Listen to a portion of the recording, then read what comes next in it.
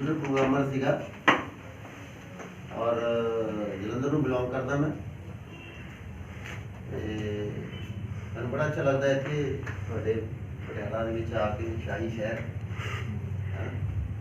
तो मैं second time आया है as a chief guest so ਆਪਾਂ ਗੱਲਬਾਤ ਕਰੀਏ ਉਸ ਤੋਂ ਪਹਿਲਾਂ ਵੀ ਅੱਜ ਜਿਹੜੀਆਂ ਜਿੱਦਾਂ ਚੇਅਰਸ ਖਾਲੀ ਹੈਗੇ ਨਾ ਮੈਂ ਕਹੂੰਗਾ ਜਿਹੜੇ ਪਿੱਛੇ ਬੈਠੇ ਨੇ ਪਲੀਜ਼ ਅੱਗੇ ਆ ਜਾਈਏ ਚਲ ਜੋ ਸਾਰੇ ਜਾਣੇ ਅੱਗੇ ਮੈਂ ਵੀ ਘੱਟ ਜ਼ੋਰ ਲਗਾਉਣਾ ਪਊਗਾ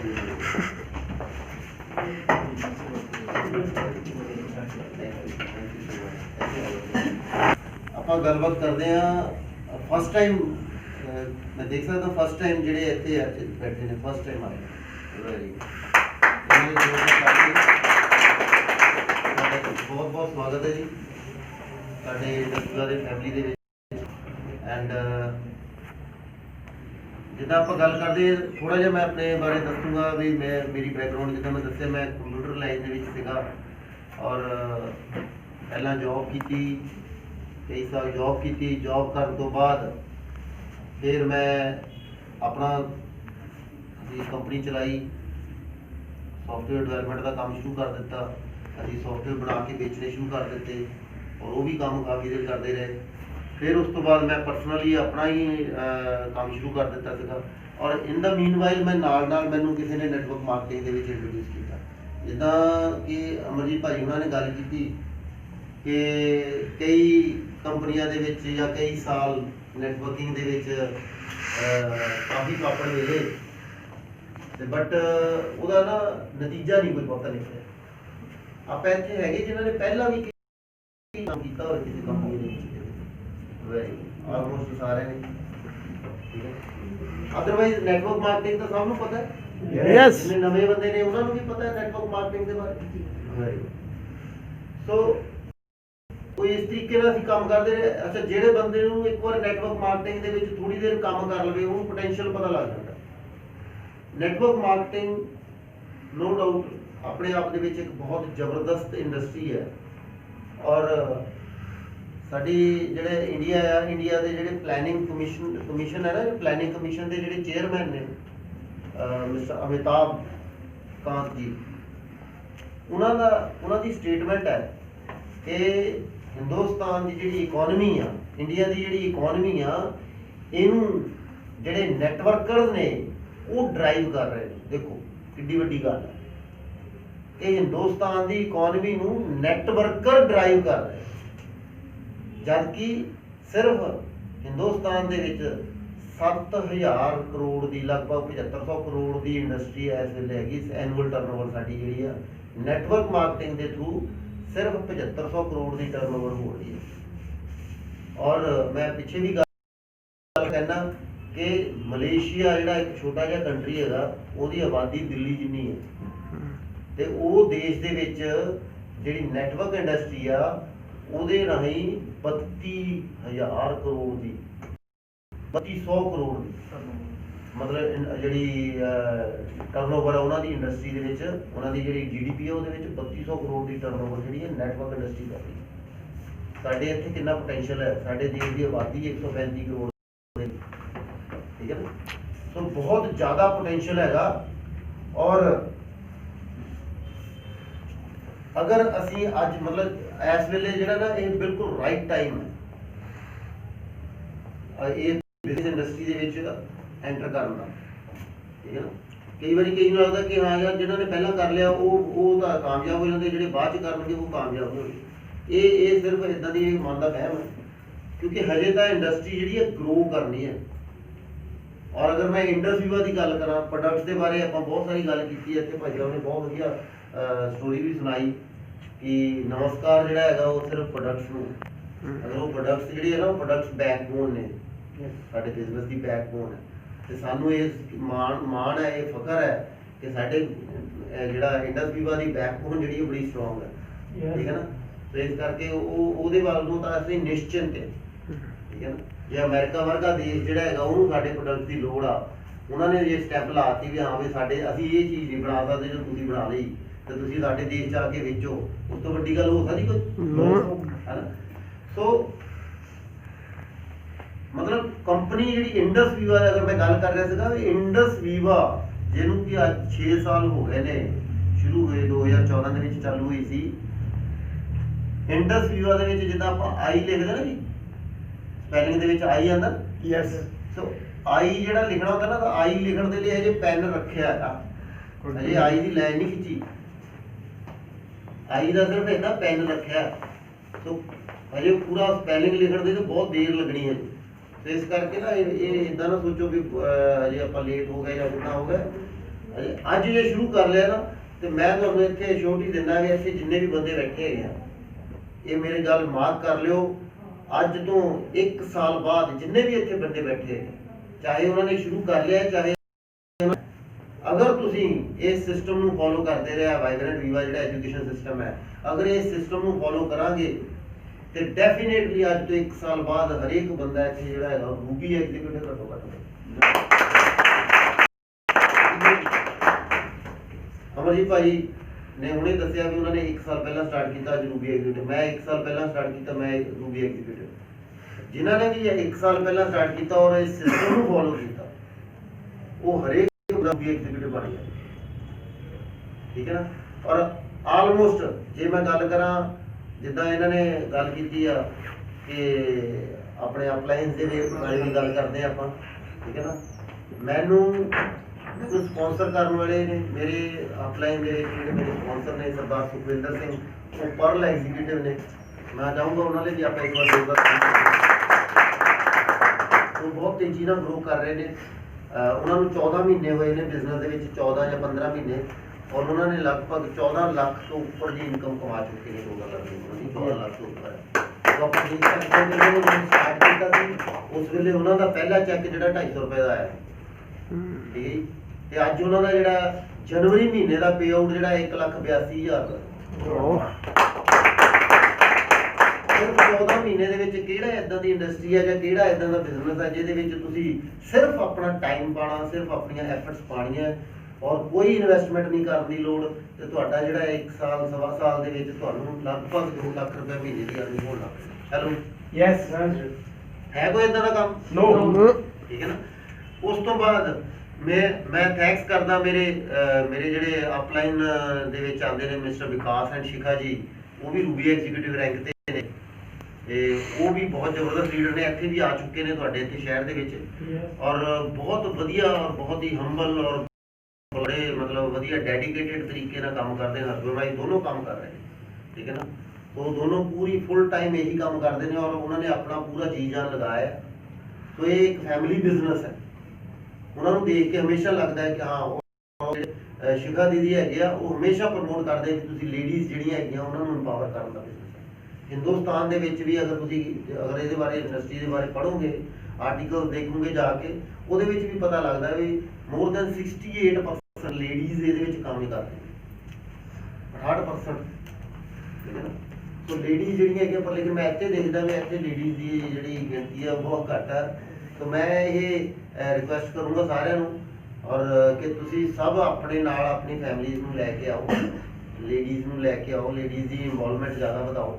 मैं जिद्दां अक्सर मैं एक और एक गल फैक्ट है कि जिहड़े आदमी लोग ने वो लोकां नूं बिजनेस दे विच लैके आंदे ने, पर लेकिन लेडीज़ जिहड़ियां उन्हां नूं बिजनेस दे विच समेट के रखदे, जिद्दां घर संभालदियां ना जनानियां, लेडीज़ घर संभाल के रखदियां, इसी तरह ये भी एक फैमिली है। तो लोकां नूं विच इन्वॉल्व रखना, इस बिजनेस के टका के रखने के लिए लेडीज़ का बहुत बड़ा रोल है।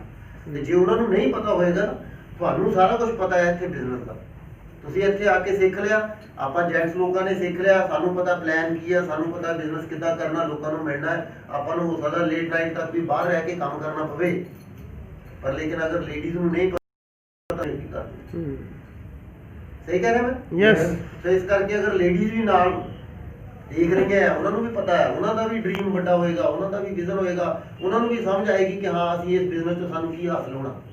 जदों उन्होंने ये पता लगेगी ना, वो फिर तुहाडे मोढे नाल मोढा रख के रखणगे। उन्होंने कहना तुसीं घर मैं संभालदी, तुसीं बिजनेस संभालो, बाहर कोई चक्कर नहीं। यस। तुसीं रात नूं लेट भी आओगे, कोई गल नहीं, तुहानूं खाना गर्म मिलेगा। हेलो, यस, सही कह रहा मैं? यस। तो इस करके लेडीज़ की इन्वॉल्वमेंट बहुत जरूरी है, ठीक है ना। लेडीज़ जी मैं तो इतने कहूँगा अमरजीत भाई उन्होंने, दोनों भाई उन्होंने, लेडीज़ तो ਇੱਥੇ ਪ੍ਰੈਜੈਂਟੇਸ਼ਨ ਵੀ ਕਰਵਾਓ, ਹੋਸਟਿੰਗ ਵੀ ਕਰ ਸਕਦੀਆਂ ਨੇ, ਹਰੇਕ ਕੰਮ ਕਰ ਸਕਦੀਆਂ ਲੇਡੀਜ਼। ਯੈਸ ਠੀਕ ਹੈ ਨਾ। ਸੋ ਇਸ ਕਰਕੇ ਉਹ ਇਨਵੋਲਵਮੈਂਟ ਆਪਾਂ ਰੱਖੀਏ। ਸੋ ਉਹਨਾਂ ਦਾ ਵੀ ਸ਼ੁਕਰਗੁਜ਼ਾਰ ਹੈ। ਉਸ ਤੋਂ ਬਾਅਦ ਮੇਰੇ ਅਪਲਾਈਨ ਦੇ ਵਿੱਚ ਡਾਕਟਰ ਮਨਜੀਤ ਸਿੰਘ ਆਉਂਦੇ ਨੇ, ਉਹ ਵੀ ਪਰਲ ਐਗਜ਼ੀਕਿਊਟਿਵ ਹੋ ਗਏ ਨੇ। ਔਰ ਮਜ਼ੇਦਾਰ ਗੱਲ ਦੇਖੋ ਵੀ ਉਹਨਾਂ ਨੂੰ ਲਗਭਗ ਫਰਵਰੀ ਮਹੀਨੇ ਦੇ ਸ਼ੁਰੂ ਦੇ ਵਿੱਚ ਹੀ ਉਹ ਚਲੇ ਗਏ ਸੀ, ਅਮਰੀਕਾ ਘੁੰਮਣ ਗਏ ਹੋਏ ਨੇ। ਪਰ ਲੇਕਿਨ ਦੇਖੋ ਪਿੱਛੋਂ ਬਿਜ਼ਨਸ ਵਧੀ ਜਾ ਰਿਹਾ ਹੈ ਨਾ। ਆਟੋ ਮੋਡ ਤੇ, ਆਟੋ ਪਾਇਲਟ ਮੋਡ ਤੇ ਬਿਜ਼ਨਸ ਹੈਗਾ। ਔਰ ਜਦੋਂ ਉਹ ਆਣਗੇ ਉਦੋਂ ਹੀ ਉਹ ਦੱਸਣਗੇ ਆ ਕੇ ਵੀ ਉਹਨਾਂ ਦੇ ਅਮਰੀਕਾ ਜਾਣ ਤੋਂ ਬਾਅਦ 1 ਮਹੀਨੇ ਬਾਅਦ ਉਹਨਾਂ ਨੂੰ ਕਿੰਨਾ ਚੈੱਕ ਆਇਆ ਤੇ ਕਿੰਨਾ ਵੱਧ ਕੇ ਆਇਆ, ਇਹ ਵੀ ਪਤਾ ਲੱਗ ਜਾਏਗਾ ਸਾਨੂੰ। ਪਰ ਲੇਕਿਨ ਇਹ ਬਿਜ਼ਨਸ ਇੰਨਾ ਮਜ਼ੇਦਾਰ ਹੈ। ਉਹਨਾਂ ਨੇ ਵੀ ਲਗਭਗ 1.25 ਸਾਲ 1.5 ਸਾਲ ਮਿਹਨਤ ਕੀਤੀ ਤੇ ਅੱਜ ਦੀ ਡੇਟ ਦੇ ਵਿੱਚ ਉਹ ਜਿਹੜਾ ਹੈਗਾ ਉਹਨਾਂ ਦਾ ਬਿਜ਼ਨਸ ਐਡਾ ਤੇਜ਼ੀ ਨਾਲ ਗਰੋ ਕਰ ਰਿਹਾ। ਸੋ ਉਸ ਤੋਂ ਬਾਅਦ ਢਿੱਲੋਂ ਸਾਹਿਬ, ਜਸਵੀਰ ਸਿੰਘ ਢਿੱਲੋਂ ਜੀ ਸਾਡੇ ਅਪਲਾਈਨ ਗ੍ਰੇਟ ਲੀਡਰ ਨੇ। ਠੀਕ ਹੈ। ਫਿਰ ਔਲਖ ਸਾਹਿਬ ਨੇ। ਠੀਕ ਹੈ। ਸੋ ਉਹ ਸਾਰੇ ਜਿਹੜੇ ਹੈਗੇ ਉਹਨਾਂ ਸਾਰਿਆਂ ਤੋਂ ਹੌਲੀ ਹੌਲੀ ਅਸੀਂ ਸਿੱਖਦੇ ਅੱਜ ਅਸੀਂ ਇੱਥੇ ਪਹੁੰਚੇ। ਔਰ ਸਭ ਤੋਂ ਜ਼ਿਆਦਾ ਮੈਂ ਥੈਂਕਸ ਕਰੂੰਗਾ ਔਰ ਸਭ ਤੋਂ ਜ਼ਿਆਦਾ ਮੈਂ ਜਿਹੜਾ ਐਪਰੀਸ਼ੀਏਟ ਕਰਦਾ ਕਿ ਮੈਨੂੰ ਅਗਰ ਇਸ ਬਿਜ਼ਨਸ ਦੇ ਵਿੱਚ ਜੇ ਕਿਸੇ ਤੋਂ ਮੋਟੀਵੇਸ਼ਨ ਮਿਲੀ ਹੈ, ਉਹ ਹੈਗੇ ਆ ਸਾਡੇ ਜਿਹੜੇ ਬਲੂ ਡਾਇਮੰਡ ਐਗਜ਼ੀਕਿਊਟਿਵ ਨੇ ਸਰਦਾਰ ਕੁਲਦੀਪ ਸਿੰਘ। ਉਹਨਾਂ ਲਈ ਮੈਂ ਜ਼ਰੂਰ ਇੱਕ ਵਾਰ ਜ਼ੋਰਦਾਰ ਤਾੜੀ ਚਾਹੂੰਗਾ। ਮੈਂ ਫਸਟ ਜਦੋਂ ਕੋਈ ਵੱਡਾ ਫੰਕਸ਼ਨ ਦੇਖਿਆ ਸੀ, ਉਹ ਬਾਈ ਚਾਂਸ ਲੱਕੀਲੀ ਮੈਂ ਖੁਸ਼ਕਿਸਮਤ ਹਾਂ ਵੀ ਮੈਂ ਜਿੱਦਾਂ ਜੁਆਇਨ ਕੀਤਾ, ਮੈਂ ਜੁਆਇਨ ਕਰਨ ਤੋਂ ਨਾਲ ਦੀ ਨਾਲ ਹੀ ਮੈਨੂੰ ਵੱਡਾ ਫੰਕਸ਼ਨ ਦੇਖਣ ਦਾ ਮੌਕਾ ਮਿਲਿਆ। ਔਰ ਉੱਥੇ ਮੈਂ ਉਹਨਾਂ ਨੂੰ ਮਿਲਿਆ, ਉਹਨਾਂ ਨੂੰ ਸੁਣਿਆ ਔਰ ਉਹਨਾਂ ਨੂੰ ਸੁਣ ਕੇ ਤੇ ਮੈਂ ਡਿਸਾਈਡ ਕਰ ਲਿਆ, ਮੈਂ ਫੈਸਲਾ ਕਰ ਲਿਆ ਵੀ ਮੈਂ ਇਹ ਬਿਜ਼ਨਸ ਕਰਨਾ। ਠੀਕ ਹੈ। ਸੋ ਮਤਲਬ ਕਹਿਣ ਦਾ ਵੀ ਦੇਖੋ, ਇੱਥੇ ਜਦੋਂ ਤੁਸੀਂ ਬੈਠੇ ਹੋ, ਬਿਜ਼ਨਸ ਨੂੰ ਜੁਆਇਨ ਕਰਨ ਦੇ ਨਾਲ ਬਿਜ਼ਨਸ ਨਹੀਂ ਹੋਣਾ। ਬਿਜ਼ਨਸ ਨੂੰ ਆਪਾਂ ਡਾਕੂਮੈਂਟ ਦੇ ਤੇ ਆਪਾਂ ਆਈਡੀ ਲਗਾ ਲਈ ਤੇ ਸਾਡਾ ਆਪਾਂ ਸੋਚੀਏ ਵੀ ਹੁਣ ਬਿਜ਼ਨਸ ਦੇ ਵਿੱਚ ਆ ਗਿਆ, ਆਪਾਂ ਇੰਡਸ ਵੀਵਾ ਦੇ ਮੈਂਬਰ ਬਣ ਗਏ ਜਾਂ ਇੰਡਸ ਵੀਵਾ ਦੇ ਤੇ ਹੁਣ ਸਾਡਾ ਕੰਮ ਚੱਲ ਪਿਆ, ਕੰਮ ਹੁੰਦਾ ਹੈ। ਸਾਰੇ ਜਿਹੜੇ ਆਪਾਂ ਸਕੂਲ ਪੜ੍ਹੇ, ਸਕੂਲਾਂ ਦੇ ਵਿੱਚ ਪੜ੍ਹੇ ਗਏ, ਬਚਪਨ ਦੇ ਵਿੱਚ ਸਕੂਲ 'ਚ ਗਏ ਆਪਾਂ ਛੋਟੇ ਹੁੰਦੇ ਸੀ ਜਦੋਂ। ਉਸ ਤੋਂ ਬਾਅਦ ਦੇ ਵਿੱਚ ਪੜ੍ਹਾਈ ਕੀਤੀ। ਫਿਰ ਉਸ ਤੋਂ ਬਾਅਦ ਹਰੇਕ ਬੰਦੇ ਨੇ ਕੋਈ ਪ੍ਰੋਫੈਸ਼ਨਲ ਕੋਰਸ ਕੀਤਾ, ਕੋਈ ਡਿਗਰੀ ਕੀਤੀ ਹੋਊਗੀ। ਠੀਕ ਹੈ ਨਾ। ਉਹ ਜਦੋਂ ਪ੍ਰੋਫੈਸ਼ਨਲ ਕੁਆਲੀਫਿਕੇਸ਼ਨ ਲੈ ਕੇ ਫਿਰ ਆਪਾਂ ਜਾਂਦੇ ਹਾਂ ਬਾਹਰ ਮਾਰਕੀਟ ਦੇ ਵਿੱਚ ਜੌਬ ਲੱਭਦੇ ਹਾਂ। ਠੀਕ ਹੈ ਜੀ। ਹੁਣ ਜੋ ਵੀ ਜਿੱਥੇ ਵੀ ਹੈਗੇ ਹੋ, ਜਿਸ ਲਾਈਫ ਦੇ ਵਿੱਚ ਜਿਸ ਮੁਕਾਮ ਤੇ ਹੋ, ਤੁਸੀਂ ਜਿੰਨਾ ਵੀ ਅਰਨ ਕਰ ਰਹੇ ਹੋ ਟ੍ਰੈਡੀਸ਼ਨਲ ਕੰਮ ਦੇ ਵਿੱਚ, ਉਹ ਟ੍ਰੈਡੀਸ਼ਨਲ ਕੰਮ 'ਚ ਜਿੰਨੀ ਅਰਨਿੰਗ ਹੋ ਰਹੀ ਆ ਉਹ ਕਿਸ ਬੇਸ ਤੇ ਹੋ ਰਹੀ ਆ? ਜਿਹੜੀ ਤੁਸੀਂ ਐਜੂਕੇਸ਼ਨ ਲੈ ਲਈ ਹੁਣ ਤੱਕ ਦੀ ਲਈ ਹੈ। ਹੈਲੋ। ਯੈਸ। ਹੁਣ ਉਸ ਐਜੂਕੇਸ਼ਨ ਦੇ ਸਿਰ ਤੇ ਤੁਸੀਂ ਜਿੰਨਾ ਕੁ ਕਮਾ ਸਕਦੇ ਹੋ ਜਾਂ ਜਿੰਨਾ ਕੁ ਤੁਸੀਂ ਆਪਣਾ ਲਾਈਫ ਸਟਾਈਲ ਮੇਨਟੇਨ ਕਰ ਸਕਦੇ ਹੋ, ਉਹ ਕਰ ਚੁੱਕੇ, ਉਹ ਕਰ ਰਹੇ ਹੋ। ਯੈਸ। ਪਰ ਅਗਰ ਆਪਾਂ ਉਹਦੇ 'ਚ ਹੋਰ ਚੇਂਜ ਕਰਨਾ ਚਾਹੁੰਦੇ ਹਾਂ, ਅਗਰ ਆਪਾਂ ਉਸ ਲਾਈਫ ਸਟਾਈਲ ਨੂੰ ਜਾਂ ਆਪਣੀ ਜਿਹੜੀ ਇਨਕਮ ਹੈ ਉਹਨੂੰ ਵਧਾਉਣਾ ਚਾਹੁੰਦੇ ਹੋ ਤਾਂ ਸਾਨੂੰ ਕੁਝ ਹੋਰ ਨਵਾਂ ਸਿੱਖਣਾ ਪਏਗਾ। ਯੈਸ। ਸਹਿਮਤ ਹੋ ਮੇਰੇ ਨਾਲ ਸਾਰੇ ਜਣੇ? ਯੈਸ। ਯੈਸ ਆ 2-4 ਬੰਦਿਆਂ ਦੀ ਆ ਰਹੀ ਹੈ। ਸਾਰੇ ਜਣੇ ਯੈਸ। ਯੈਸ। ਵੈਰੀ। ਸੋ ਅਗਰ ਆਪਾਂ ਨੂੰ ਸਿੱਖਣਾ ਆ ਤਾਂ ਸਿੱਖਣ ਦੇ ਲਈ ਆਪਾਂ ਨੂੰ ਕਿੱਦਾਂ ਸਿੱਖ ਸਕਦੇ ਆਪਾਂ? ਸਿੱਖਣ ਦੇ ਲਈ 3 ਤਰੀਕੇ ਆ। ਇੱਕ ਹੈਗਾ ਵੀ ਆਪਾਂ ਕਿਤਾਬਾਂ ਪੜ੍ਹੀਏ, ਯੈਸ। ਬੁੱਕਸ, ਟਿਪਸ ਜਾਂ ਜਿਹੜੀਆਂ ਵੀਡੀਓਜ਼ ਆਉਂਦੀਆਂ ਉਹ ਸੁਣੀਏ, ਦੇਖੀਏ। ਤੇ ਦੂਸਰਾ ਹੈਗਾ ਵੀ ਐਸੋਸੀਏਸ਼ਨ ਕਰੀਏ, ਪਰਸਨਲ ਐਸੋਸੀਏਸ਼ਨ ਹੁੰਦੀ ਆ। ਤੁਹਾਡੇ ਜਿਹੜੇ ਬੰਦੇ ਨੇ ਤੁਹਾਨੂੰ ਇਸ ਬਿਜ਼ਨਸ 'ਚ ਇੰਟਰੋਡਿਊਸ ਕੀਤਾ ਹੈ, ਠੀਕ ਹੈ ਨਾ, ਉਹ ਬੰਦੇ ਨੂੰ ਤੁਹਾਡੇ ਨਾਲੋਂ ਜ਼ਿਆਦਾ ਨੌਲੇਜ ਹੋਏਗੀ। ਜੇਕਰ ਉਹ ਬੰਦਾ ਐਕਟਿਵ ਕੰਮ ਕਰ ਰਿਹਾ, ਉਹਨੂੰ ਨੌਲੇਜ ਤੁਹਾਡੇ ਨਾਲੋਂ ਜ਼ਿਆਦਾ ਹੈ। ਸੋ ਉਹਦੇ ਨਾਲ ਐਸੋਸੀਏਟ ਕਰੋ। ਉਹਦੀ ਅਪਲਾਈਨ ਦੇ ਵਿੱਚ ਕੋਈ ਸੀਨੀਅਰ ਲੀਡਰਸ ਹੈਗੇ, ਉਹਨਾਂ ਨਾਲ ਐਸੋਸੀਏਟ ਕਰੋ। ਇੱਥੇ ਆ ਵੀਕਲੀ VOP ਹੁੰਦੀ ਹੈ। ਇੱਥੇ ਕੋਈ ਨਾ ਕੋਈ ਬੰਦਾ ਆਉਂਦਾ, ਜਿਹੜੇ ਸੀਨੀਅਰ ਲੀਡਰਸ ਨੇ ਜਿਨ੍ਹਾਂ ਨੇ ਸਟਰਗਲ ਕੀਤੀ ਹੈਗੀ ਆ, ਮਾਰਕੀਟ ਦੇ ਵਿੱਚ ਕੰਮ ਕੀਤਾ, ਉਹ ਲੋਕ ਆ ਕੇ ਇੱਥੇ ਦੱਸਦੇ ਨੇ, ਐਕਸਪੀਰੀਅੰਸ ਸ਼ੇਅਰ ਕਰਦੇ। ਆਪਾਂ ਉਹਨਾਂ ਦੇ ਐਕਸਪੀਰੀਅੰਸ ਤੋਂ ਸਿੱਖਦੇ। ਉਸ ਤੋਂ ਬਾਅਦ ਫਿਰ ਵੱਡੇ ਫੰਕਸ਼ਨਸ ਹੁੰਦੇ ਆ, ਉਹ ਵੱਡੇ ਫੰਕਸ਼ਨ ਤੋਂ ਆਪਾਂ ਸਿੱਖਦੇ ਹਾਂ। ਇਸ ਤਰੀਕੇ ਨਾਲ ਆਪਾਂ ਜਦੋਂ ਸਿੱਖਦੇ ਆ ਤਾਂ ਸਿੱਖਦੇ ਇਹ ਬਿਜ਼ਨਸ ਕਰੋ। ਜਦੋਂ ਆਪਾਂ ਕਾਲਜ ਜਾਂ ਸਕੂਲ ਦੇ ਵਿੱਚ ਪੜ੍ਹਦੇ ਸੀ, ਸਾਨੂੰ ਕੋਈ ਇਨਕਮ ਹੁੰਦੀ ਸੀ? ਨੋ। ਹਾਂਜੀ। ਨੋ। ਬਾਕੀਆਂ ਨੂੰ ਹੁੰਦੀ ਸੀ ਲੱਗਦਾ, ਕਿਉਂਕਿ 2-4 ਬੰਦੇ ਨੇ ਨੋ ਕਿਹਾ ਹੈ। ਹੁੰਦੀ ਸੀ? ਨੋ। ਪਰ ਲੇਕਿਨ ਮਜ਼ੇਦਾਰ ਕੰਮ ਜਿਹੜਾ ਹੈਗਾ ਨਾ, ਇਸ ਕੰਮ ਦੇ ਵਿੱਚ ਕੀ ਆ ਵੀ ਅਸੀਂ ਸਿੱਖਦੇ ਵੀ ਆ ਤੇ ਸਿੱਖਦੇ ਕਮਾਈ ਵੀ ਕਰੀ ਜਾਂਦੇ ਆ। ਯੈਸ। ਹੈਲੋ। ਯੈਸ। ਵਧੀਆ ਗੱਲ। ਯੈਸ। ਦੇਖੋ ਆਪਾਂ ਇੱਥੇ ਜਿੰਨੇ ਵੀ ਬੰਦੇ ਆ, ਅੱਜ ਅਗਰ ਕੋਈ ਸਟਾਰ ਡਿਸਟ੍ਰੀਬਿਊਟਰ ਬਣਦਾ ਹੈ, ਉਹ ਸਟਾਰ ਡਿਸਟ੍ਰੀਬਿਊਟਰ ਬਣਿਆ, ਉਹਨੂੰ 250 500 ਕੁਛ ਨਾ ਕੁਛ ਕਮਾਈ ਹੋਈ ਹੋਏਗੀ, ਹੁੰਦੀ ਹੈ ਨੀ? ਯੈਸ ਜਿਹੜਾ ਬੰਦਾ ਸਟਾਰ 250 ਬਣਦਾ ਹੈ, ਉਹਨੂੰ ਹਫਤੇ ਦਾ ਜਿਹੜਾ ਹੈਗਾ ਉਹ ਲਗਭਗ 2-2.5 ਹਜ਼ਾਰ ਰੁਪਇਆ 3,000 ਰੁਪਇਆ ਉਹ ਕਮਾਉਣ ਲੱਗ ਪੈਂਦਾ। Yes. ਏਦਾਂ ਹੁੰਦਾ? ਯੈਸ ਜਿਹੜਾ ਬੰਦਾ ਸਟਾਰ 500 ਬਣਦਾ ਹੈ, ਉਹ ਹਫਤੇ ਦਾ 5,000 6,000 ਰੁਪਇਆ ਕਮਾਉਣ ਲੱਗ ਪੈਂਦਾ। Yes. Yes. ਪਰ ਲੇਕਿਨ ਹਜੇ ਉਹ ਪਰਫੈਕਟ ਨਹੀਂ ਹੋਇਆ, ਉਹ ਸਿੱਖ ਕੇ ਮਤਲਬ ਕੋਈ ਮਾਸਟਰ ਨਹੀਂ ਬਣ ਗਿਆ, Yes. ਸਿੱਖ ਰਿਹਾ, ਪਰ ਸਿੱਖਦੇ ਨਾਲ ਨਾਲ ਕਮਾਈ ਹੋ ਰਹੀ। ਵਧੀਆ ਗੱਲ। ਯੈਸ ਏਦਾਂ ਦਾ ਕੰਮ ਕਰਨਾ ਚਾਹੀਦਾ ਕਿ ਨਹੀਂ ਕਰਨਾ? ਯੈਸ ਉਸ ਜਦੋਂ ਤੁਸੀਂ ਸਟਾਰ 1000 ਬਣਦੇ ਆ, ਇਦਾਂ ਅਲੱਗ-ਅਲੱਗ ਰੈਂਕ ਤੁਸੀਂ ਜਦੋਂ ਅਚੀਵ ਕਰਦੇ ਜਾਂਦੇ ਆ, ਉਹ ਤੁਹਾਡੀ ਇੱਕ ਪਹਿਚਾਣ ਵੀ ਬਣਦੀ ਜਾਂਦੀ ਆ, ਪਲੱਸ ਨਾਲ ਤੁਹਾਡੀ ਇਨਕਮ ਵੀ ਵਧਦੀ ਜਾਂਦੀ। ਸੋ ਆਪਾਂ ਨੂੰ ਸਿੱਖਣਾ ਪੈਣਾ। ਸਭ ਤੋਂ ਵੱਡੀ ਗੱਲ, ਲੋਕ ਇਸ ਬਿਜ਼ਨਸ ਦੇ ਵਿੱਚ, ਨੈਟਵਰਕ ਇੰਡਸਟਰੀ ਦੇ ਵਿੱਚ ਲੋਕ ਫੇਲ ਇਸ ਕਰਕੇ ਹੁੰਦੇ ਆ ਕਿਉਂਕਿ ਉਹ ਸਿੱਖਣਾ ਹੀ ਨਹੀਂ ਚਾਹੁੰਦੇ। Yes. Yes. ਆਪਾਂ ਲੋਕਾਂ ਨੇ, ਇਨਕਲੂਡਿੰਗ ਮੀ, ਸਾਨੂੰ ਵੀ ਮਿਲਾ ਕੇ, ਮੈਨੂੰ ਮਿਲਾ ਕੇ, ਆਪਾਂ ਲੋਕਾਂ ਨੇ ਪਹਿਲਾਂ ਅਗਰ ਨੈਟਵਰਕ ਇੰਡਸਟਰੀਆਂ ਕੀਤੀਆਂ ਹੈਗੀਆਂ, ਨੈਟਵਰਕ ਇੰਡਸਟਰੀ 'ਚ ਕੋਈ ਕੰਪਨੀਆਂ 'ਚ ਕੰਮ ਕੀਤਾ ਹੈਗਾ, ਕਿਤੇ ਨਾ ਕਿਤੇ ਸਾਡੀ ਉਨਤਾ ਹੀ ਰਹਿ ਗਈ ਸਾਡੇ ਤੋਂ। ਅਸੀਂ ਹੋ ਸਕਦਾ ਉਹਦੇ ਹਿਸਾਬ ਨਾਲ ਸਿੱਖ ਕੇ ਕੰਮ ਨਹੀਂ ਕਰ ਸਕਦੇ। Yes. ਦੋ ਰੂਲ ਹੈਗੇ, ਦੋ ਕੰਮ ਹੈਗੇ ਆ, ਪਹਿਲਾਂ ਸਿੱਖਣਾ ਤੇ ਫਿਰ ਸਿਖਾਉਣਾ। ਠੀਕ ਹੈ ਨਾ? ਤੇ ਸਿਖਾਉਂਗੇ ਕਿਹਨੂੰ? Team hello, Yes. ਜੇ ਕੋਈ ਸਿੱਖਣ ਨੂੰ ਹੋਏਗਾ ਫਿਰ ਹੀ ਸਿਖਾਵਾਂਗੇ। Yes. Yes. ਹੁਣ ਇੱਥੇ ਹਾਲ ਦੇ ਵਿੱਚ ਤੁਸੀਂ ਇੱਥੇ ਲੋਕ ਬੈਠੇ ਹੈਗੇ ਹੋ ਤਾਂ ਮੈਂ ਤੁਹਾਨੂੰ ਦੱਸ ਰਿਹਾ, ਕੁਝ ਗੱਲ ਸ਼ੇਅਰ ਕਰ ਰਿਹਾ ਤੁਹਾਡੇ ਨਾਲ, ਪਰ ਲੇਕਿਨ ਅਗਰ ਖਾਲੀ ਹੋਵੇ ਹਾਲ ਤੇ ਮੈਂ ਕਿਹਨੂੰ ਸਿਖਾਊਂਗਾ? Yes. ਹੈ ਨਾ? Yes. ਸੋ ਸਿਖਾਉਣਾ ਪੈਣਾ। ਸਿਖਾਉਣ ਦੇ ਲਈ ਫਿਰ ਸਾਨੂੰ ਕੀ ਆ? ਸਿੱਖਣ ਵਾਲੇ ਵਿਦਿਆਰਥੀ ਲੱਭਣੇ ਪੈਣੇ ਨਾ। Yes. Yes. ਸਕੂਲਾਂ ਦੇ ਵਿੱਚ ਤਾਂ ਆਪਾਂ ਮਜਬੂਰੀ ਹੈ ਸਾਨੂੰ ਲੋਕੀ, ਆਪਾਂ ਬੱਚਿਆਂ ਨੂੰ ਐਡਮਿਸ਼ਨ ਦਵਾਉਣੀ ਹੈ, ਪਰ ਲੇਕਿਨ ਇੱਥੇ ਐਡਮਿਸ਼ਨ ਲੋਕਾਂ ਨੂੰ ਘਰ ਘਰ ਜਾ ਕੇ ਕਰਵਾਉਣੀ ਪੈਣੀ। Yes. ਸਹੀ ਕਹਿ ਰਿਹਾ ਮੈਂ? ਯੈਸ ਲੋਕਾਂ ਨੂੰ ਪੁੱਛਣਾ ਪੈਣਾ ਵੀ ਹਾਂ ਵੀ ਤੁਹਾਡੇ ਸੁਪਨੇ ਹੈਗੇ?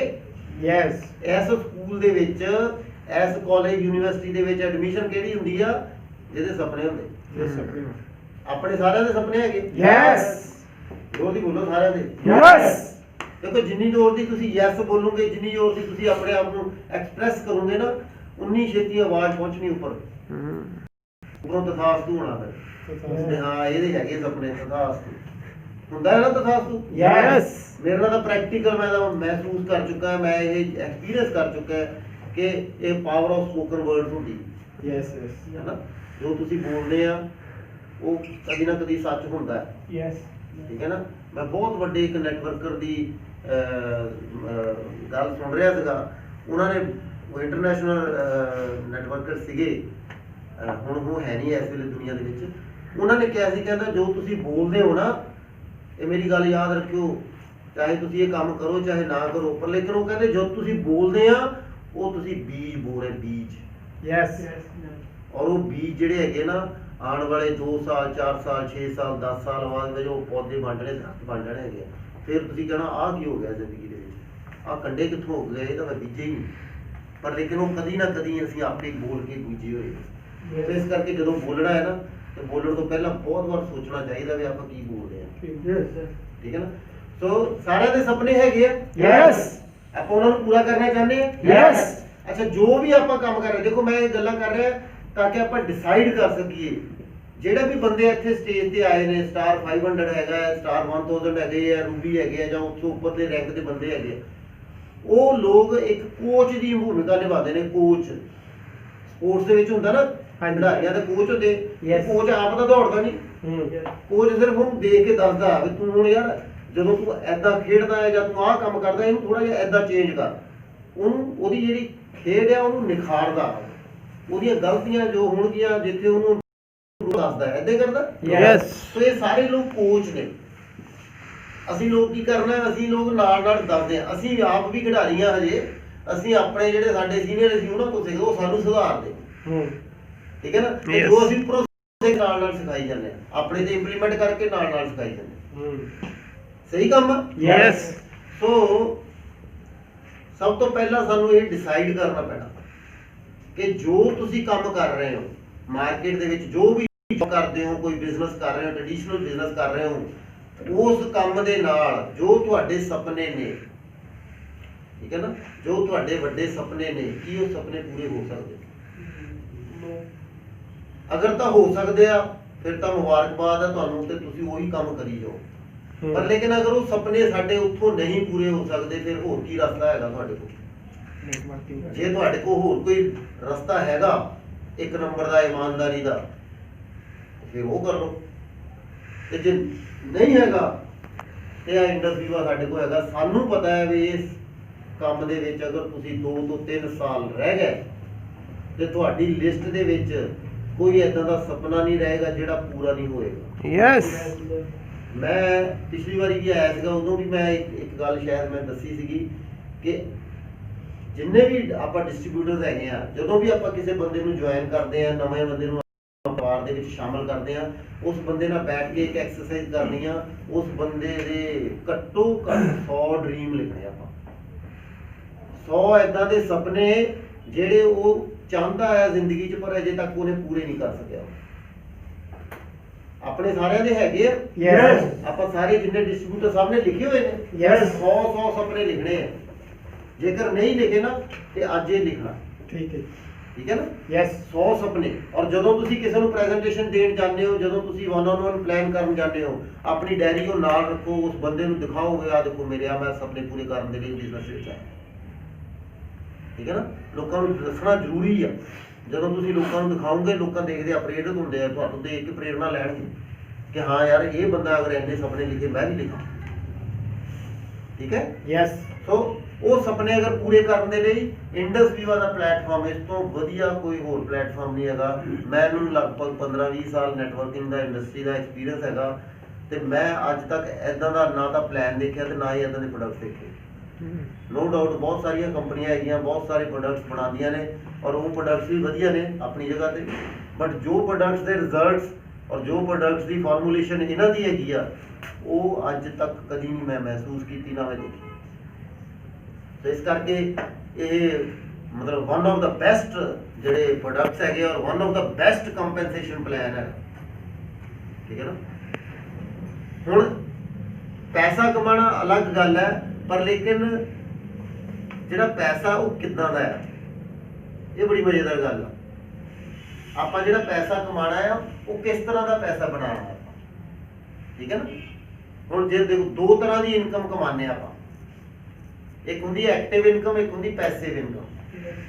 ਹੈਲੋ ਯੈਸ ਆਪਾਂ ਜਾਣਦੇ ਐਕਟਿਵ ਪੈਸਿਵ? ਯੈਸ ਜਿਹਨਾਂ ਨੂੰ ਨਹੀਂ ਪਤਾ ਮੈਂ ਉਹਨਾਂ ਦੀ ਇਨਫੋਰਮੇਸ਼ਨ ਲਈ ਥੋੜਾ ਜਿਹਾ ਦੱਸਦਾ ਵੀ ਐਕਟਿਵ ਇਨਕਮ ਦਾ ਮਤਲਬ ਹੁੰਦਾ ਹੈ ਵੀ ਜਿੱਥੇ ਮੇਰੀ ਐਕਟੀਵਿਟੀ ਦੇ ਨਾਲ ਮੈਨੂੰ ਪੈਸਾ ਆਉਂਦਾ ਹੈ, ਮੇਰੀ ਕਮਾਈ ਹੋ ਰਹੀ ਆ, ਉਹਨੂੰ ਮੈਂ ਐਕਟਿਵ ਇਨਕਮ ਮੰਨਦਾ। ਮੰਨ ਲਓ ਜਿੱਦਾਂ ਮੈਂ ਜੌਬ ਤੇ ਜਾਣਾ ਹੈ ਤੇ ਜੇ ਮੈਂ ਕੰਮ ਜੌਬ ਨੌਕਰੀ ਤੇ ਜਾਣਾ ਹੈ ਤਾਂ ਮੇਰੀ ਹਾਜ਼ਰੀ ਲੱਗਦੀ ਹੈ ਤੇ ਮੈਨੂੰ ਉੱਥੋਂ ਦਿਹਾੜੀ ਮਿਲਦੀ ਹੈ ਜਾਂ ਮੈਨੂੰ ਉੱਥੋਂ ਪੈਸੇ ਮਿਲਦੇ ਨੇ, ਉਹਨੂੰ ਕਹਿੰਦੇ ਐਕਟਿਵ ਇਨਕਮ। ਯੈਸ ਮੈਂ ਦੁਕਾਨਦਾਰ ਹੈਗਾ, ਮੈਂ ਦੁਕਾਨ ਦਾ ਸ਼ਟਰ ਖੋਲਦਾ, ਉੱਥੇ ਰੋਜ਼ ਮੈਂ 8-10 ਘੰਟੇ ਦੁਕਾਨ ਤੇ ਬੈਠਦਾ, ਗਾਹਕ ਆਉਂਦੇ ਨੇ, ਸਮਾਨ ਵੇਚਦਾ ਤੇ ਮੈਨੂੰ ਪੈਸੇ ਬਣਦੇ ਨੇ, ਉਹ ਐਕਟਿਵ ਇਨਕਮ। ਮੈਂ ਕੋਈ ਡਾਕਟਰ ਆ, ਕੋਈ ਮੈਂ ਵਕੀਲ ਆ, ਕੋਈ ਮੈਂ ਇੰਜੀਨੀਅਰ ਆ, ਮੈਂ ਕੋਈ ਵੀ ਕੰਮ ਕਰ ਰਿਹਾ, ਮੇਰੀ ਕੋਈ ਫੈਕਟਰੀ ਹੈਗੀ ਆ, ਅਗਰ ਮੈਂ ਫੈਕਟਰੀ ਦਾ ਗੇਟ ਖੋਲਦਾ ਆ, ਅੰਦਰ ਜਾਂਦਾ ਆ, ਉੱਥੇ ਜਾ ਕੇ ਲੇਬਰ ਕੰਮ ਕਰਦੀ ਆ ਤੇ ਮੇਰੀ ਐਕਟਿਵ ਇਨਕਮ। ਠੀਕ ਹੈ ਨਾ? ਪਰ ਲੇਕਿਨ ਦੂਸਰੇ ਪਾਸੇ ਨਾ ਇੱਕ ਪੈਸਿਵ ਇਨਕਮ ਵੀ ਹੁੰਦੀ। ਉਹ ਪੈਸਿਵ ਇਨਕਮ ਕੀ ਹੁੰਦੀ ਆ ਵੀ ਉੱਥੇ ਮੇਰੀ ਹਾਜ਼ਰੀ ਲੱਗੇ ਜਾਂ ਨਾ ਲੱਗੇ ਪਰ ਮੈਨੂੰ ਪੈਸਾ ਦੇ ਵੀ ਆਵੇ, ਉਹਨੂੰ ਕਹਿੰਦੇ ਆਪਾਂ ਪੈਸਿਵ ਇਨਕਮ। ਤੇ ਮੇਰੀ ਗੱਲ ਸੁਣੋ, ਆਪਾਂ ਇੱਥੇ ਬੈਠੇ ਜਿੰਨੇ ਵੀ ਲੋਕ, ਕਿੰਨੇ ਲੋਕ ਚਾਹੁੰਦੇ ਆ ਵੀ ਆਪਾਂ ਪੈਸਿਵ ਇਨਕਮ ਕਮਾਈਏ? ਹੱਥ ਖੜਾ ਕਰਕੇ ਦਿੰਦੇ ਆ, ਹੱਥ ਖੜਾ ਕਰਕੇ ਸਾਰੇ ਚਾਹੁੰਦੇ ਆ ਆਪਾਂ? Yes. Yes yes very good. So ਇਹ ਬਿਜ਼ਨਸ ਜਿਹੜਾ ਹੈਗਾ ਨਾ, ਇਸ ਬਿਜ਼ਨਸ ਦੇ ਰਾਹੀਂ ਆਪਾਂ ਪੈਸਿਵ ਇਨਕਮ ਜਨਰੇਟ ਕਰਦੇ ਹਾਂ। ਮੇਰਾ ਮਕਸਦ ਪਤਾ ਕੀ ਹੈਗਾ ਬਿਜ਼ਨਸ ਨੂੰ ਬਿਲਡ ਕਰਨ ਦਾ? ਬਿਜ਼ਨਸ ਨੂੰ ਬਿਲਡ ਕਰਨ ਦਾ ਮਕਸਦ ਹੀ ਮੇਨ ਇਹ ਹੈ ਕਿ ਅੱਜ ਤੋਂ 2 ਸਾਲ ਜਾਂ 3 ਸਾਲ ਬਾਅਦ ਮੈਂ ਕੰਮ ਕਰਾਂ ਜਾਂ ਨਾ ਕਰਾਂ, ਮੈਂ ਇੱਥੇ ਹੋਵਾਂ ਨਾ ਹੋਵਾਂ, ਪਰ ਲੇਕਿਨ ਉਹ ਮੇਰਾ ਪੈਸਾ ਜਿਹੜਾ ਮੈਨੂੰ ਵੈਸੇ ਆਉਂਦਾ ਯੈਸ ਔਰ ਉਹ ਵੱਧ ਗਿਆ। ਇਸ ਬਿਜ਼ਨਸ ਦੇ ਵਿੱਚ ਜਿਹੜੀ ਇਨਕਮ ਹੁੰਦੀ ਨਾ, ਉਹਦੇ ਬੜੇ ਕਰੈਕਟਰਿਸਟਿਕ ਬੜੇ ਜ਼ਬਰਦਸਤ ਹੈਗੇ ਆ। ਉਹਦੇ ਜਿਹੜੀਆਂ ਵਿਸ਼ੇਸ਼ਤਾਵਾਂ ਨੇ ਨਾ, ਉਹਦੇ ਵਿੱਚ ਮੈਂ ਤੁਹਾਨੂੰ ਦੱਸ ਦਿੰਦਾ। ਪਹਿਲੀ ਵਿਸ਼ੇਸ਼ਤਾ ਕੀ ਹੈਗੀ ਆ ਵੀ ਇਹਦੇ ਵਿੱਚ ਪੈਸਾ ਜਿਹੜਾ ਹੈਗਾ ਨਾ ਪਰਮਾਨੈਂਟ, ਜਿੱਦਾਂ ਮੈਂ ਹੁਣੇ ਗੱਲ ਕਰਕੇ ਹਟਿਆ, ਪਰਮਾਨੈਂਟ ਪੈਸਾ ਆਉਂਦਾ, ਪੱਕਾ। ਕੰਮ ਕੀਤਾ ਇੱਕ ਵਾਰੀ, ਹੌਲੀ ਹੌਲੀ ਕਰਦੇ। ਪਹਿਲਾਂ ਸ਼ੁਰੂਆਤ ਨਹੀਂ ਬੰਦਾ ਕਹੇ ਜੀ ਹਾਂ ਮੈਂ ਇੱਕ ਮੀਟਿੰਗ ਅਟੈਂਡ ਕਰਿਆ ਤੇ ਮੈਂ ਹੁਣ ਜੁਆਇਨਿੰਗ ਵਾਲੇ ਪੈਸਾ ਆਉਣ ਲੱਗ ਪਏ। ਪਹਿਲਾਂ ਸਟਾਰਟਿੰਗ ਦੇ ਵਿੱਚ ਤੁਹਾਨੂੰ 2 ਤੋਂ 3 ਸਾਲ ਡਟ ਕੇ ਮਿਹਨਤ ਕਰਨੀ ਪੈਂਦੀ। ਉਸ ਤੋਂ ਬਾਅਦ ਉਹ ਪੈਸਾ ਜਿਹੜਾ ਹੈ ਨਾ ਪਰਮਾਨੈਂਟ ਤਾਂ ਹੈਗਾ ਆ, ਪਰ ਲੇਕਿਨ ਨਾਲ ਨਾਲ ਗਰੋਇੰਗ ਆ, ਉਹ ਇਨਕਮ ਜਿਹੜੀ ਹੈ ਗਰੋ ਕਰਦੀ ਰਹਿੰਦੀ ਹੈ, ਵੱਧਦੀ ਜਾਂਦੀ ਹੈ, ਹਫਤੇ ਦਰ ਹਫਤੇ ਇਨਕਮ ਗਰੋ ਕਰਦੀ ਆ। ਤੇ ਤੀਸਰੀ ਉਹਦਾ ਕਰੈਕਟਰਿਸਟਿਕ ਕੀ ਹੈਗਾ, ਉਹ ਔਨਗੋਇੰਗ ਦਾ ਮਤਲਬ ਹੁੰਦਾ ਵੀ ਅੱਜ ਮੈਨੂੰ ਮਿਲ ਰਹੀ ਹੈ ਤੇ ਮੇਰੇ ਤੋਂ ਬਾਅਦ ਮੇਰੇ ਪਰਿਵਾਰ ਨੂੰ, ਮੇਰੇ ਬੱਚਿਆਂ ਨੂੰ ਮਿਲੂਗੀ ਉਹ ਪੈਸਾ। ਵਧੀਆ ਗੱਲ ਆ। Yes. ਹੁਣ ਜੇ ਕੋਈ ਬੰਦਾ ਜੌਬ ਕਰਦਾ ਹੈ ਤੇ ਕੀ ਉਹਦੀ ਜੌਬ ਜਿਹੜੀ ਹੈਗੀ ਆ, ਜੇ ਉਹ ਬੰਦੇ ਨੂੰ ਕੁਝ ਹੋ ਜਾਵੇ ਤੇ ਕੀ ਉਹਦੀ ਜੌਬ ਉਹਦੇ ਬੱਚਿਆਂ ਨੂੰ ਚਲ ਜਾਏਗੀ? No. ਇੱਕ ਬੰਦਾ ਬਹੁਤ ਵੱਡਾ ਡਾਕਟਰ ਹੈਗਾ ਔਰ ਉਹ ਜਦੋਂ ਆਪਰੇਸ਼ਨ ਕਰਦਾ ਹੈ, ਇੱਕ ਆਪਰੇਸ਼ਨ ਦਾ 5 ਲੱਖ ਰੁਪਏ ਲੈ ਲੈਂਦਾ ਹੈ, ਤੇ ਕੱਲ ਨੂੰ ਉਹਦਾ ਬੰਦੇ ਦਾ ਕੋਈ ਐਕਸੀਡੈਂਟ ਹੋ ਗਿਆ ਜਾਂ ਡਾਕਟਰ ਉਹ ਨਹੀਂ ਰਿਹਾ ਧਰਤੀ ਤੇ, ਕੀ ਉਹਦਾ ਬੱਚਾ ਜਿਹੜਾ ਹੈਗਾ ਸੇਮ ਆਪਰੇਸ਼ਨ ਕਰ ਲੂ? No. ਜਾਂ ਜਿਹੜਾ 5 ਲੱਖ ਰੁਪਏ ਉਹ ਕਮਾਉਂਦਾ ਸੀ ਉਹਦੇ ਬੱਚੇ ਨੂੰ ਮਿਲੂ? No. ਪਰ ਲੇਕਿਨ ਇੱਥੇ ਔਰ ਇੱਥੇ ਮੈਂ ਤੁਹਾਨੂੰ ਦੱਸਾਂ, ਮੈਂ ਪਿਛਲੀ ਵਾਰੀ ਵੀ ਦੱਸਿਆ ਸੀ, ਇੱਕ ਲੇਡੀ ਸੀਗੀ ਬੈਂਗਲੌਰ ਦੇ ਵਿੱਚ ਸਟਾਰ 500 ਰੈਂਕ ਤੇ, ਔਰ ਉਹ ਸਟਾਰ 500 ਰੈਂਕ ਤੇ ਜਦੋਂ ਉਹਦੇ ਹਸਬੈਂਡ ਦੀ ਅਚਾਨਕ ਮੌਤ ਹੋ ਜਾਂਦੀ, ਉਹ ਬਿਜ਼ਨਸ ਬਿਲਡ ਕਰ ਰਿਹਾ ਸੀਗਾ, ਉਹਦਾ ਹਸਬੈਂਡ ਦੀ ਡੈਥ ਹੋ ਗਈ, ਔਰ ਉਹ ਲੇਡੀ ਜਿਹੜੀ ਹੈਗੀ ਆ ਉਹਦਾ ਬਿਜ਼ਨਸ ਜਿਹੜਾ ਹੈਗਾ, ਉਹਦੀਆਂ ਅਪਲਾਈਨਸ ਨੇ ਹੈਲਪ ਕੀਤੀ, ਕੰਪਨੀ ਨੇ ਹੈਲਪ ਕੀਤੀ ਉਹਦਾ ਬਿਜ਼ਨਸ ਗਰੋ ਕਰਨ ਦੇ ਵਿੱਚ। ਅੱਜ ਉਹ ਲੇਡੀ ਜਿਹੜੀ ਹੈਗੀ ਆ ਪਰਲ ਐਗਜ਼ੀਕਿਊਟਿਵ ਹੈ। ਹੈਲੋ। Yes. ਬਿਜ਼ਨਸ ਵੱਧਦਾ ਗਿਆ ਤੇ ਅੱਜ ਪਰਲ ਐਗਜ਼ੀਕਿਊਟਿਵ ਤੇ ਤੁਸੀਂ, ਮੈਂ ਹੁਣੇ ਤੁਹਾਨੂੰ ਦੱਸ ਕੇ ਹਟਿਆ, 1.5 ਤੋਂ 2 ਲੱਖ ਰੁਪਏ ਮਹੀਨੇ ਦਾ। ਵਧੀਆ ਇਨਕਮ ਹੈ। Yes. ਵਧੀਆ ਬਿਜ਼ਨਸ ਹੈ। Yes. ਠੀਕ ਹੈ ਨਾ। ਸੋ ਇਹ ਸਾਰੀਆਂ ਗੱਲਾਂ ਮੈਂ ਤੁਹਾਨੂੰ ਇਸ ਕਰਕੇ ਦੱਸ ਰਿਹਾ, ਤੁਸੀਂ ਡਿਸੀਜਨ ਲੈ ਸਕੋ, ਇੱਕ ਫੈਸਲਾ ਲੈ ਸਕੋ, ਸਹੀ ਫੈਸਲਾ ਕਿ ਹਾਂ ਆਪਾਂ ਇਹ ਕੰਮ ਕਰਨਾ। ਤੁਹਾਡੀ ਕਾਮਯਾਬੀ ਜਿਹੜੀ ਹੈਗੀ ਹੈ ਨਾ, ਉਹ ਤੁਹਾਡੇ ਫੈਸਲੇ ਦੇ ਅੱਗੇ ਪਈ ਹੈ। ਅੱਜ ਮੈਂ ਫੈਸਲਾ, ਮੇਰੀ ਕਾਮਯਾਬੀ ਮੇਰੇ ਪੈਰਾਂ ਦੇ ਵਿੱਚ ਹੈ। ਸਭ ਤੋਂ ਜ਼ਿਆਦਾ ਆਪਾਂ ਲੋਕ ਜਿਹੜੇ ਹੈਗੇ ਨਾ, ਫੈਸਲਾ ਹੀ ਨਹੀਂ ਕਰ ਪਾਉਂਦੇ। ਉਹਦੇ ਬਾਰੇ ਇੱਕ ਬੜੀ ਅੱਛੀ ਛੋਟੀ ਜਿਹੀ ਕਹਾਣੀ ਆ ਕਿ ਜਿੱਦਾਂ ਹੁਣ ਆਪਣੇ ਦੇਸ਼ ਦੇ ਇੱਥੇ ਜੇ ਕੋਈ ਐਕਸੀਡੈਂਟ ਹੋ ਜਾਵੇ, ਬੰਦਾ ਵੀ ਸੜਕ ਤੇ ਪਿਆ ਰਵੇ ਨਾ ਤਾਂ ਕੋਈ ਪੁੱਛਦਾ ਨਹੀਂ ਉਹਨੂੰ, ਪਰ ਲੇਕਿਨ ਨਾ ਫੋਰਨ ਕੰਟਰੀਜ਼ ਦੇ ਵਿੱਚ ਇੱਦਾਂ ਨਹੀਂ ਹੈਗਾ। ਉੱਥੇ ਤਾਂ ਤੁਸੀਂ ਅਗਰ ਕੋਈ ਗੱਡੀ ਦੇ ਥੱਲੇ ਜਾਨਵਰ ਵੀ ਆ ਜਾਵੇ ਤਾਂ ਤੁਹਾਡੇ ਤੇ ਕੇਸ ਹੋ ਜਾਂਦਾ। ਤੇ ਕੈਨੇਡਾ ਦੇ ਵਿੱਚ ਕੀ ਹੋਇਆ, ਇੱਕ ਵਾਰੀ ਸੱਚੀ ਘਟਨਾ ਹੈ, ਤੇ ਕੈਨੇਡਾ ਦੇ ਵਿੱਚ ਕੀ ਹੋਇਆ, ਇੱਕ ਉੱਥੇ ਲੋਕੀ ਨਾ ਪੈਟ ਵੀ ਬਹੁਤ ਵਧੀਆ ਵਧੀਆ ਪਾਲਦੇ, ਹਰ ਤਰ੍ਹਾਂ ਦੀਆਂ ਬਿੱਲੀਆਂ ਤੇ ਚੂਹੇ, ਪਤਾ ਨਹੀਂ ਕੀ ਲੋਕ ਘਰਾਂ ਦੇ ਵਿੱਚ ਪਾਲਦੇ ਨੇ। ਉੱਥੇ ਖਰਗੋਸ਼ ਰੱਖਿਆ ਜਾਂਦਾ ਕਿਸੇ ਨੇ। ਉਹ ਖਰਗੋਸ਼ ਜਦੋਂ ਉਹਨਾਂ ਨੇ ਨਾ ਘਰ ਦੇ ਵਿੱਚ, ਸੜਕ ਦੇ ਉੱਤੇ ਘਰ ਸੀ, ਜਿੱਦਾਂ ਹੁਣ ਇੱਥੇ ਮੇਨ ਸਾਹਮਣੇ ਰੋਡ ਹੈਗੀ, ਉਹ ਸੜਕ ਤੇ ਘਰ ਸੀਗਾ, ਅਚਾਨਕ ਗੇਟ ਖੁੱਲਾ ਰਹਿ ਗਿਆ, ਉਹਦਾ ਘੁੰਮਦਾ ਉਹ ਸੜਕ ਤੇ ਚਲਾ ਗਿਆ। ਜਦੋਂ ਉਹ ਸੜਕ ਦੇ ਵਿੱਚ ਘਰ ਚਲਾ ਗਿਆ, ਉਹ ਕਨਫਿਊਜ਼ ਹੋ ਗਿਆ ਤੇ ਉਹ ਐਕਸੀਡੈਂਟ ਹੋਇਆ, ਗੱਡੀ ਦੇ ਥੱਲੇ ਆ ਗਿਆ ਤੇ ਉਹ ਮਰ ਗਿਆ। ਪਰ ਲੇਕਿਨ ਉਹ ਥੋੜੀ ਦੂਰ ਤੇ ਇੱਕ ਪੁਲਿਸ ਵਾਲਾ ਖੜਾ ਸੀ, ਉਹਦੇ ਘਰਦਿਆਂ ਨੇ ਉਹਨੂੰ ਫੜ ਲਿਆ, ਕਿਉਂਕਿ ਕੈਮਰੇ ਲੱਗੇ ਹੁੰਦੇ, ਦੌੜ ਨਹੀਂ ਸਕਦਾ ਕੋਈ। ਉਹ ਜਦੋਂ ਅਦਾਲਤ ਦੇ ਵਿੱਚ ਕੇਸ ਗਿਆ ਤੇ ਜੱਜ ਨੇ ਪੁੱਛਿਆ ਵੀ ਹਾਂ ਦੱਸੋ ਤੈਨੂੰ ਕੀ ਸਜ਼ਾ ਸੁਣਾਈਏ, ਤੇ ਉਹ ਕਹਿੰਦਾ ਜੀ ਮੇਰਾ ਕੋਈ ਕਸੂਰ ਨਹੀਂ ਹੈਗਾ। ਉਹ ਕਹਿੰਦੇ ਵਿਟਨੈਸ ਹੈਗਾ, ਇਹਨੂੰ ਪੁੱਛੋ। ਜਿਹੜਾ ਉਹ ਜਿਹੜਾ ਪੁਲਿਸ ਵਾਲਾ ਸੀਗਾ ਨਾ, ਉਹਨੂੰ ਦੱਸਿਆ, ਉਹ ਕਹਿੰਦੇ ਵੀ ਦੱਸੋ ਇਹਦਾ ਕਸੂਰ ਹੈ, ਇਹ ਡਰਾਈਵਰ ਦਾ ਕਸੂਰ ਆ? ਉਹ ਕਹਿੰਦਾ ਜੀ ਡਰਾਈਵਰ ਦਾ ਕਸੂਰ ਨਹੀਂ ਹੈਗਾ, ਐਕਚੁਅਲ ਦੇ ਵਿੱਚ ਕੀ ਹੋਇਆ ਵੀ ਜਿਹੜਾ ਇਹ ਖਰਗੋਸ਼ ਸੀਗਾ, ਇਹ ਜਦੋਂ ਸੜਕ ਦੇ ਵਿੱਚ ਘਰ ਆ ਗਿਆ ਤੇ ਇਹ ਕਨਫਿਊਜ਼ ਹੋ ਗਿਆ, ਇਹ ਸੋਚਣ ਲੱਗ ਪਿਆ, ਫੈਸਲਾ ਹੀ ਨਹੀਂ ਕਰ ਸਕਿਆ ਵੀ ਮੈਂ ਅੱਗੇ ਨਿਕਲਾਂ ਜਾਂ ਪਿੱਛੇ ਜਾਵਾਂ, ਤੇ ਇੰਨੀ ਦੇਰ ਨੂੰ ਗੱਡੀ ਉੱਪਰ ਦੀ ਨਿਕਲ ਗਈ।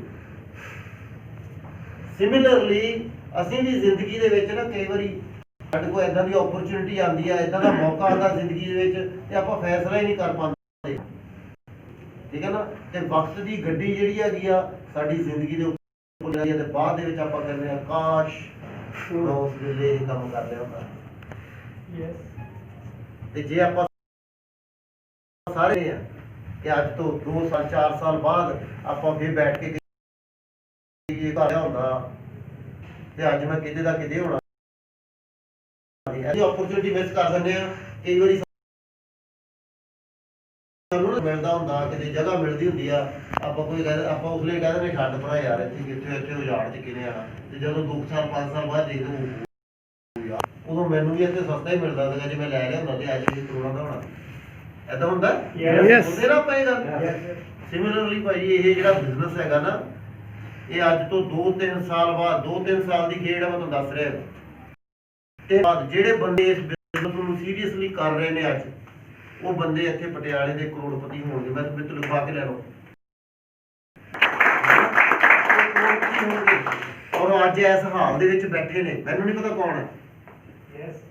ਠੀਕ ਹੈ ਨਾ। ਪਰ ਲੇਕਿਨ ਉਹ ਬਣਨਗੇ ਕਰੋੜਪਤੀ। ਔਰ ਤੁਸੀਂ ਇੱਥੇ ਦੇਖਿਓ ਅੱਜ ਤੋਂ 3 ਸਾਲ ਬਾਅਦ ਆਇਓ ਔਰ ਸ਼ਾਇਦ ਇੱਥੇ ਨਹੀਂ ਹੁੰਦੀ ਹੋਏਗੀ, ਕਿਸੇ ਵੱਡੇ ਹਾਲ ਦੇ ਵਿੱਚ ਹੁੰਦੀ ਹੋਣੀ, ਠੀਕ ਹੈ ਨਾ। ਤਾਂ ਤੁਸੀਂ ਉੱਥੇ ਉਹਨਾਂ ਲੋਕਾਂ ਨੂੰ ਦੇਖੋਗੇ ਔਰ ਤੁਸੀਂ ਮੇਰੀ ਗੱਲ ਯਾਦ ਕਰੋਗੇ ਕਿ ਹਾਂ ਯਾਰ ਇੱਕ ਐਮਪੀ ਸਿੰਘ ਆਇਆ ਸੀਗਾ, ਉਹਨੇ ਇਹ ਗੱਲ ਕਹੀ ਸੀ 3 ਸਾਲ ਬਾਅਦ ਇੱਥੇ ਕਰੋੜਪਤੀ, ਤੇ ਇੱਥੇ ਆ ਦੇਖੋ ਇੱਕ ਨਹੀਂ ਕਿੰਨੇ ਹੀ ਬਣੇ ਬੈਠੇ, Yes, yes. ਠੀਕ ਹੈ ਨਾ। ਸੋ ਆਪਾਂ ਸਾਰੇ ਬਣ ਸਕਦੇ ਆ ਅਗਰ ਆਪਾਂ ਇਸ ਬਿਜ਼ਨਸ ਨੂੰ ਕਰੀਏ, ਅੱਜ ਤੋਂ ਡਿਸਾਈਡ ਕਰੀਏ ਵੀ ਆਪਾਂ ਕਰਨਾ ਹੈ ਇਹ ਕੰਮ, Yes. ਠੀਕ ਹੈ ਨਾ। ਔਰ ਇਹ ਕੰਮ ਕਰਨ ਦਾ ਮੈਂ ਜਿਹੜੇ ਬੰਦੇ ਆਲਰੇਡੀ ਡਿਸਟ੍ਰੀਬਿਊਟਰ ਨੇ, ਮੈਂ ਉਹਨਾਂ ਨੂੰ ਇੱਕ ਬੇਨਤੀ ਕਰਨੀ ਹੈ, ਇਹ ਬਿਜ਼ਨਸ ਜਿਹੜਾ ਹੈਗਾ ਨਾ, ਇਹ ਪ੍ਰਮੋਸ਼ਨ ਦਾ ਬਿਜ਼ਨਸ ਹੈ। ਪ੍ਰਮੋਸ਼ਨ ਸਮਝਦੇ? Yes, yes. ਕਿਸੇ ਚੀਜ਼ ਨੂੰ ਪ੍ਰਮੋਟ ਕਰਨਾ, Yes. ਹਨਾ। Yes. ਪ੍ਰਮੋਟ ਨੂੰ ਕੀ ਕਹਾਂਗੇ ਭਾਈ ਪੰਜਾਬੀ ਚ? ਮਸ਼ਹੂਰੀ ਮਸ਼ਹੂਰੀ ਕਰਨੀ ਕਹਿ ਲਓ, ਮਸ਼ਹੂਰ ਕਰਨਾ। ਹਨਾ। ਉਹਦਾ ਐਡਵਰਟਾਈਜ਼ਮੈਂਟ ਪ੍ਰਚਾਰ ਆ ਜਾਂਦਾ, ਪ੍ਰਚਾਰ ਪ੍ਰਚਾਰ ਕਿਸੇ ਚੀਜ਼ ਦਾ ਪ੍ਰਚਾਰ। ਤੇ ਇਹ ਬਿਜ਼ਨਸ ਜਿਹੜਾ ਨਾ ਪ੍ਰਚਾਰ ਦਾ ਹੈ, ਜਾਂ ਕਿਸੇ ਨੂੰ ਮਤਲਬ ਕਿਸੇ ਚੀਜ਼ ਨੂੰ ਪ੍ਰਮੋਟ ਕਰਨ ਲਈ, ਮਤਲਬ ਉਹਨੂੰ ਅੱਗੇ ਲੈ ਕੇ ਆਉਣਾ, ਵਧਾਉਣਾ, ਹਨਾ। ਕੀ ਕਰਦੇ ਆਪਾਂ ਪ੍ਰਮੋਟ? ਸਭ ਤੋਂ ਪਹਿਲਾਂ ਅਸੀਂ ਇਸ ਇੰਡਸ ਵੀਵਾ ਨੂੰ ਪ੍ਰਮੋਟ ਕਰਦੇ ਹਾਂ। Yes. ਉਸ ਤੋਂ ਬਾਅਦ ਆਪਾਂ ਇੰਡਸ ਵੀਵਾ ਦੇ ਕਰਦੇ ਹਾਂ। Yes. ਫਿਰ ਆਪਾਂ ਆਪਣੀ ਅਪਲਾਈਨ ਨੂੰ ਪ੍ਰਮੋਟ ਕਰਦੇ ਹਾਂ। ਅਗਰ ਨਹੀਂ ਕਰਦੇ ਤਾਂ ਕਰਨਾ ਹੈ, Yes. ਕਿਉਂਕਿ ਜਿਹੜਾ ਤੁਹਾਡਾ ਸਪਾਂਸਰ ਹੈ, ਜਿਸ ਬੰਦੇ ਨੇ ਤੁਹਾਨੂੰ ਇਸ ਬਿਜ਼ਨਸ 'ਚ ਇੰਟਰੋਡਿਊਸ ਕੀਤਾ, ਚਾਹੇ ਉਹ ਬੰਦਾ ਇੱਕ ਦਿਨ ਪਹਿਲਾਂ ਤੁਹਾਤੋਂ ਜੁਆਇਨ ਕੀਤਾ ਹੋਵੇ, Yes, yes. ਉਹ ਤੁਹਾਤੋਂ ਜ਼ਿਆਦਾ ਹੀ ਜਾਣਦਾ ਹੈ। ਹੁਣ ਇੱਕ Yes. ਉਮਰ 'ਚ ਛੋਟਾ ਹੈ ਤੇ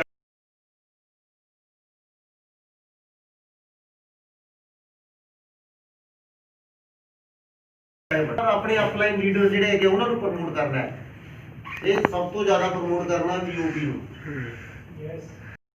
Yes. ਵੀਓਪੀ ਜਿਹੜਾ ਇਹ ਫੰਕਸ਼ਨ ਹੈਗਾ ਸਾਡਾ, ਇਹਨੂੰ ਮੈਂ ਮਤਲਬ ਕਿ ਅਗਰ ਕੋਈ ਬੰਦਾ ਇਹ ਵੀਓਪੀ ਨਹੀਂ ਨਾ ਅਟੈਂਡ ਕਰਦਾ, ਮੇਰੇ ਤੋਂ ਲਿਖਵਾ ਕੇ ਲੈ ਲਓ, ਬਿਜ਼ਨਸ ਦੇ ਵਿੱਚ ਕਦੀ ਰੂਬੀ ਨਹੀਂ ਬਣ ਸਕਦਾ। ਰੂਬੀ ਵਹਾਂ ਉੱਪਰਲੇ ਰੈਂਕ ਤਾਂ ਬਾਅਦ ਦੀ ਗੱਲ ਹੈ, ਠੀਕ ਹੈ ਨਾ।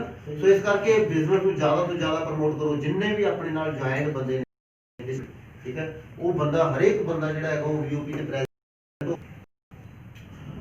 ਮੈਂ ਸਾਡੇ ਲੀਡਰਸ ਹੈਗੇ ਆ, ਉਹ ਕਹਿੰਦੇ ਕਿ ਸਾਡੇ ਜਲੰਧਰ ਦੇ ਵਿੱਚ ਨਾ ਸ਼ਨੀਵਾਰ ਨੂੰ ਹੁੰਦੀ ਆ ਵੀਓਪੀ।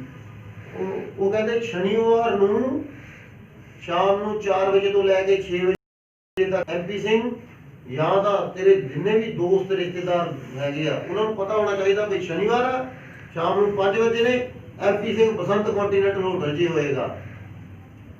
ਇਹ ਸਾਰੇ ਦੋਸਤਾਂ ਨੂੰ, ਸਾਰੇ ਰਿਸ਼ਤੇਦਾਰਾਂ ਨੂੰ ਪਤਾ ਚਾਹੀਦਾ ਵੀ ਅੱਜ ਸੰਡੇ ਹੈਗਾ ਤੇ 2 ਵਜੇ ਤੋਂ ਲੈ ਕੇ 4 ਵਜੇ ਤੱਕ ਲਾਈਨ ਹੋਟਲ ਦੇ ਵਿੱਚ ਹੋਏਗਾ।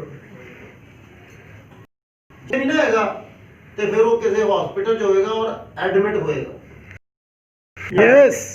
ਇੰਨੀ ਜ਼ਬਰਦਸਤ ਤੁਹਾਡੇ ਅੰਦਰ ਕਮਿਟਮੈਂਟ ਹੋਣੀ ਚਾਹੀਦੀ ਆ ਵੀ ਮਰਜ਼ੀ ਹੋ ਜਾਵੇ, ਮੈਂ ਵੀਓਪੀ ਅਟੈਂਡ ਕਰਨੀ ਹੀ ਕਰਨੀ। Yes.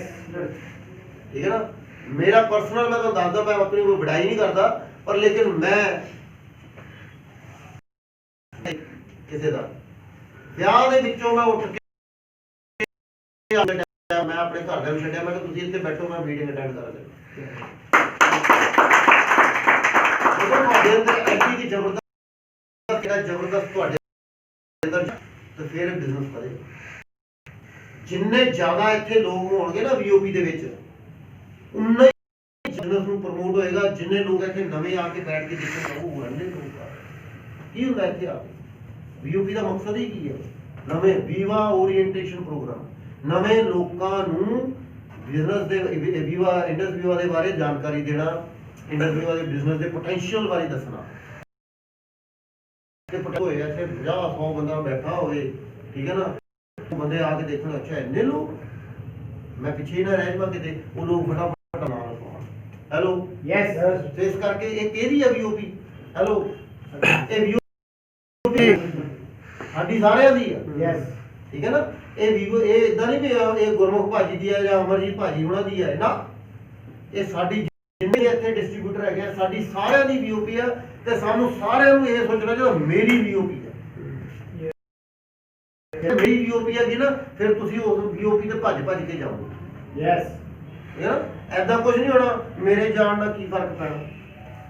ਇੱਕ ਵਾਰੀ ਇੱਕ ਐਦਾਂ ਹੀ ਉਹਦਾ ਮਤਲਬ ਛੋਟਾ ਜਿਹਾ ਕਸਬਾ ਸੀ, ਉੱਥੇ ਅਕਾਲ ਪੈ ਗਿਆ, ਸੋਕਾ ਪੈ ਗਿਆ। ਸੋਕਾ, ਉਹ ਜਦੋਂ ਸੋਕਾ ਪਿਆ ਤੇ ਉੱਥੇ ਸੁੱਕ ਗਏ।